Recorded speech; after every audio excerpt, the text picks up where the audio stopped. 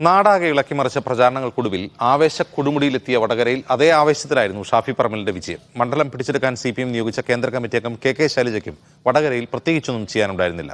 തലശ്ശേരി ഒഴികെ മറ്റൊരിടത്തും LDFന് ഭൂരിപക്ഷവും ലഭിച്ചില്ല. രണ്ട് ജനപ്രിയ സ്ഥാനാർത്ഥികൾ മത്സരിക്കുന്നുവെന്നതായിരുന്നു വടകരയെ വ്യത്യസ്തമാക്കിയത്. പ്രചാരണത്തിലുടനീളം ആവേശം നിറഞ്ഞ വടകരയിൽ വിവാദങ്ങൾക്കും ഒട്ടും പഞ്ഞമുണ്ടായില്ല.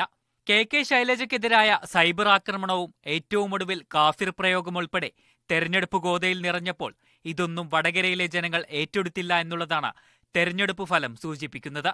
തലശ്ശേരിയിൽ വലിയ ലീഡുണ്ടാകുമെന്നായിരുന്നു LDFന്റെ പ്രതീക്ഷ. 25,000 വോട്ടിന്റെ ഭൂരിപക്ഷം പ്രതീക്ഷിച്ചിരുന്നിടത്ത് ലഭിച്ചത് 8,630 വോട്ടിന്റെ ഭൂരിപക്ഷം.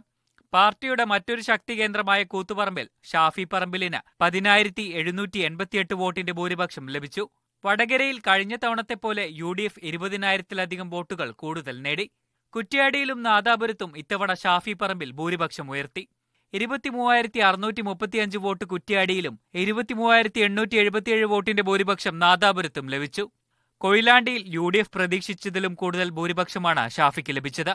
24,063 വോട്ടാണ് ഭൂരിപക്ഷം. LDF പ്രതീക്ഷ പുലർത്തിയിരുന്ന പേരാമ്പ്രയിൽ 19,085 വോട്ട് കൂടുതലായി ഷാഫിക്ക് ലഭിച്ചു. കന്നി വോട്ടർമാർ ഷാഫിക്കൊപ്പം നിന്നു എന്നാണ് വിലയിരുത്തൽ. 2019-ലെ തെരഞ്ഞെടുപ്പിനെ അപേക്ഷിച്ച 2% വോട്ടിന്റെ കുറവാണ് LDFനുണ്ടായത്. UDFന്റെ വോട്ടിൽ വർധനയുണ്ടായി. BJPക്കും വടകരയിൽ വോട്ട് കൂടി. 2.45% വോട്ടാണ് BJPക്ക് കൂടിയത്.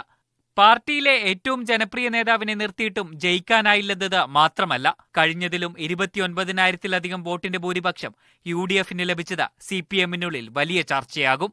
പാർട്ടി വോട്ടുകളിൽ ചോർച്ചയുണ്ടായത് വലിയ കോളിളക്കമായിരിക്കും വടകരയിൽ ഉണ്ടാക്കുക. മീഡിയ 1 കോഴിക്കോട്.